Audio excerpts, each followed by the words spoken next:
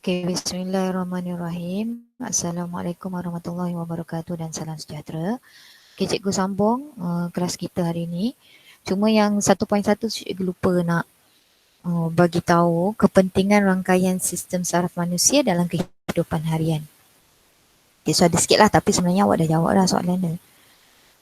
Okay, so apakah kepentingan rangkaian sistem saraf manusia dalam kehidupan harian?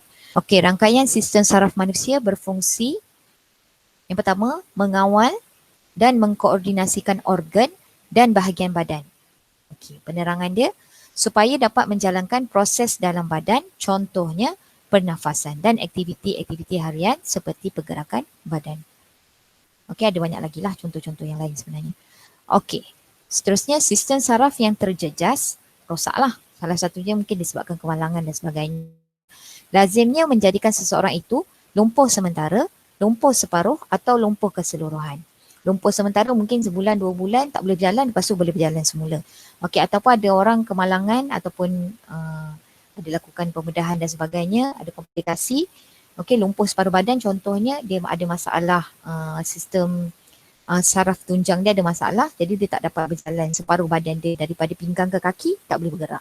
Itu lumpuh separuh. Ataupun ada orang kena stroke, okey, kena stroke separuh badan. Biasanya kalau orang kena stroke ni sama ada sebelah tangan kaki kanan atau kiri tak boleh bergerak. Di sebelah badan tak boleh bergerak. Tapi tangan dengan kaki kanan boleh bergerak. Macam itulah. Ataupun lumpuh keseluruhan memang satu badan tak boleh bergerak. Okey, jadi mungkin ada setengah kalau lumpuh keseluruhan tu memang tak boleh makan, jadi terpaksa masukkan susu saja. Okey, macam itulah.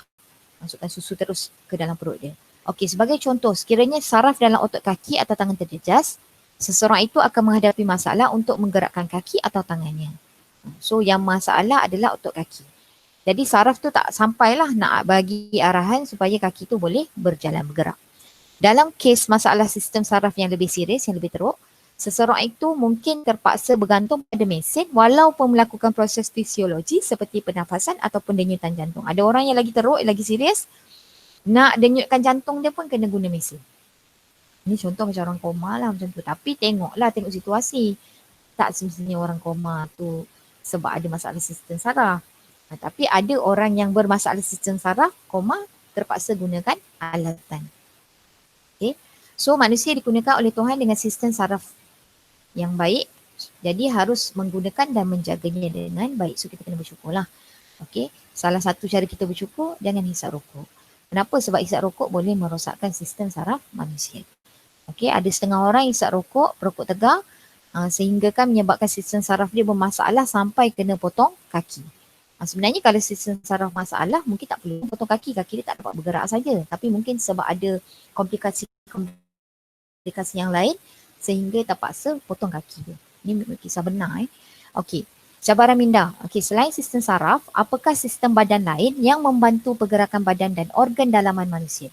Selain sistem saraf, apa yang membantu menggerakkan badan kita? Okey, ataupun organ dalaman kita. Okey, jadi salah satunya adalah sistem otot.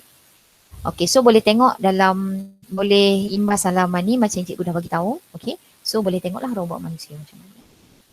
Okey, praktis formatif awak dah jawab. Okey, seterusnya. Okey, jadi kita masuk 1.2. Okay, rangsangan dan gerak balas dalam manusia. Okey, manusia berdepan dengan persekitaran yang sentiasa berubah. Okey, perubahan persekitaran kita kenali sebagai rangsangan. Apa yang berubah kat sekeliling kita yang kita sedar tu sebenarnya ada rangsangan di dalam tu. Okey, contoh rangsangan termasuklah cahaya, bunyi, bahan kimia. Ini salah satunya. Ada lagi lah. Okey, manusia menggunakan organ diri untuk mengesan rangsangan. Ini contoh rangsangan, cahaya, bunyi dan bahan kimia. Kita gunakan organ deria untuk kesan rangsangan tersebut. Okey, manusia mempunyai 5 organ deria iaitu mata, telinga, hidung, kulit dan lidah. Seperti dalam gambar ni. Okey, organ manakah yang paling besar? Antara mata, telinga, hidung, kulit dan lidah yang mana paling besar? Okey, kulit lah. Okey.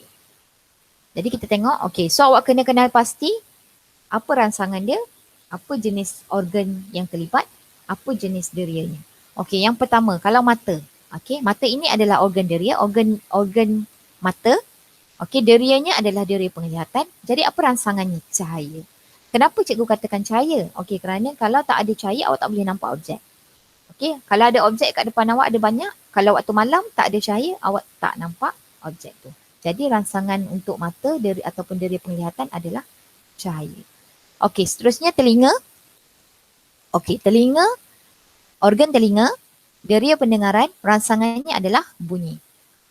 Okey, organ deria bau, rangsangannya adalah bahan kimia. Bahan kimia tu yang menyebabkan awak boleh hidu bau yang ada dalam bahan kimia. Okey, organ lidah, deria rasa, rangsangannya juga bahan kimia. Okey, organ deria kulit, deria sentuhan, rangsangannya sama ada rasa panas, ada haba, rasa panas, rasa sejuk, rasa sakit, rasa tekanan. Ataupun sentuhan. Sentuhan tu biasanya awak rasa lembut ke kasar, macam itulah. Seterusnya, okay, kalau kita tengok mata, kita perhatikan 1.7, ini daripada luar lah, awak nampak secara luarannya. Okey, dekat mata kita ada pupil. Pupil ni apa? Pupil ni sebenarnya adalah bukaan mata awak. Okey, bukaan iris ni lah. Okey, iris ni yang buka ruang pupil ni. Okey, iris ni yang membantu untuk besarkan, tukar saiz pupil. Nak besarkan saiz pupil atau kecilkan saiz pupil. Lepas tu ada sklera. Sklera ni sebenarnya bola mata awak lah, tapi kita boleh nampak lah daripada luar. Nak melindungi mata salah satunya. Fungsi dia. Okey.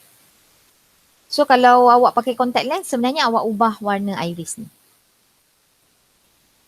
Ini pandangan hadapan mata.